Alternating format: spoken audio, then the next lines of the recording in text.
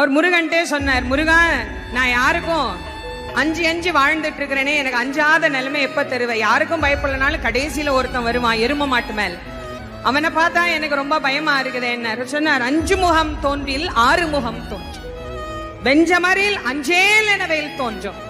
யாருக்கு நெஞ்சில் ஒரு கால் நினைக்கும் 2 காலும் தோன்றும். முருகா என்று ஓதுவார்.